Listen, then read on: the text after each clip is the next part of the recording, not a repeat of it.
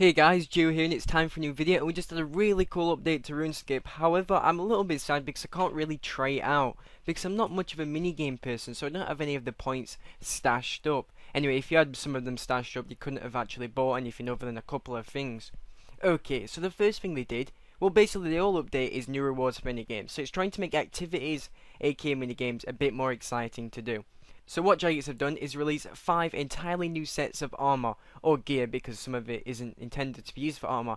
The first thing they've released is the Master Runecrafter robes, and now these do look really awesome, however they're really expensive. I have the Runecrafting robes, and they were 1,000 a piece, but these are 15,000 Runecrafting Guild tokens, and that is a lot because I even struggled to get these because I'm not a big fan of Runecrafting. But that minigame is quite fun. But those Master Runecrafting robes, from what I can see on the menu screen, they look really awesome. It also has stat bonuses, the same as the lower level Runecrafting robes, but not only that, it gives a 2.5% XP bonus for Runecrafting when you're wearing it, which is fantastic. So now we're getting so much armor that has XP bonuses, not too much, but a nice little bit to make it worthwhile. Okay, so the second thing they've released is brand new armor for thieving. Now this is basically the same and you acquire it by doing pyramid plunder. I'm not exactly sure how you acquire it at this point. I imagine you'll acquire it the same manner as you do a Pharaoh's Scepter. You'll receive random pieces as you're going through pyramid plunder. Again, this has a plus 2.5% bonus for thieving, so it's basically the same as the Master Runecrafter robes, and from what I can see for this also looks pretty awesome to wear. Okay, the final and most exciting, in my opinion, is the brand new hybrid armor. Now you can have battle mage armor, obviously for mages, trickster armor for rangers, and vanguard armor, which is for meleeers. Now basically this armor can be acquired from Castle Wars, Soul Wars, Fist of Guthix, and Tazar Fight Pits. Each minigame drops a certain part of the armor. So you get the legs in Soul Wars, you get the helmet in Castle Wars, you get the boots in Pest Control, the gloves in Fist of Guthix, and the robe in the Tazar Fight Pits. Basically you get the robe for anyone, you get the gloves for any set. So basically you will have to do each minigame if you want each set of each piece, and it may take some time as you could end up with any random piece. So for example, if you want the legs from the Vanguard, you're going to have to keep doing Soul Wars. Equally, if you want the legs from the Mage armor, you're going to keep after doing Soul Wars anyway. So this does vary out of what games people will be playing. It probably does resurrect some of the games as well. The only problem I see for this is Soul Wars is so packed with bots, it will be absolutely crazy now. So I'm not sure about that, but I really want these armors. For as you can see on the screenshot, they look absolutely awesome, and the stats for them do look pretty sweet too, as you've seen. So yeah, I do want those. I think I prefer the look of Battle Mage, but I also think Vanguard looks pretty cool. Well, to be honest, they all look pretty cool, but it's not all about looks, it's about the stats, and the stats do look pretty good. So it will be fun to see people using those in Soul Wars, Castle Wars, Pest Control, Fist of Guthix, and Tazar Fight Pits. Well, okay, you get them in Pest Control, but it doesn't actually list Pest Control as having an effect, since they only work in PvP minigames. So you do acquire the boots in Pest Control, however they don't have any effect in Pest Control, they only have effect in the PvP minigames out of the 5 you would have to do to gather them. Now unless this is a mistake on the knowledge base, that's kinda odd, but then again, Pest Control isn't PvP like the other 4, and there's obviously 5 sets to each piece of armor. Okay, so the next thing is the new Jad Pet, and now I think it looks really awesome. It looks kinda cute.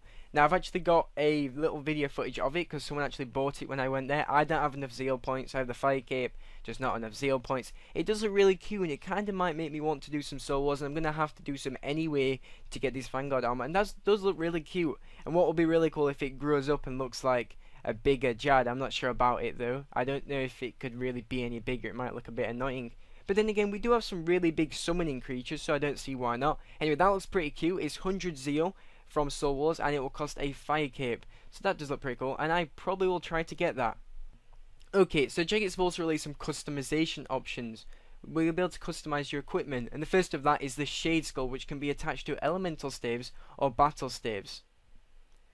And it'll give it a ghoulish appearance, apparently.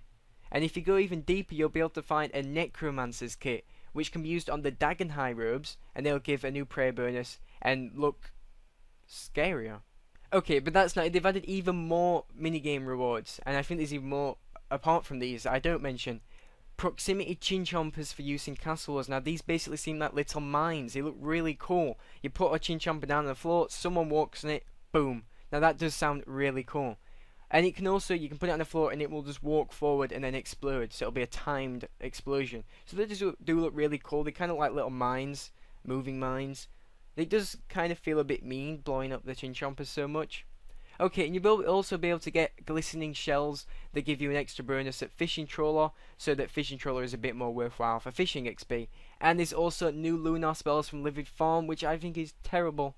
Although I love the idea of new spells, I hate the idea of having to do more Livid Farm, as I really don't like doing it. It's so repetitive. But they've added 3 new spells, and they get more expensive each time. They're more expensive than Vengeance Group, so they're so expensive. Okay, there's Teleport to Trollheim at level 92, Group Teleport to Trollheim at level 93, and Borrowed Power at level 99. Now the Trollheim ones will teleport you to the farming patch in Trollheim, and the Borrowed Power grants you the ability to cast other spells. Okay, so the minigames affected by this reward, I believe, are Castle Wars, Fist of Guthix, Pest Control, Shades of Morton, Fishing Trawler, Great Old Project, Premier Plunder, Tazar Fight Pits, and Soul Wars. Okay guys, so that update does look really cool, and if you have any footage from it or want to give me your opinion on the update, do let me know with a video response or a comment in the comment section of this video. I think it looks really awesome, but considering I haven't tried any of the stuff out yet, I don't know, but I'm going to get straight down to some minigames, I think, and start trying to get some of that awesome armor. Anyway guys, let me know what you think about the update. Thank you very much for watching this video, and be sure to hit the thumbs up button, as it's always appreciated. Thanks guys. And if I missed anything out about the update, do let me know down there or with a video response to help people out.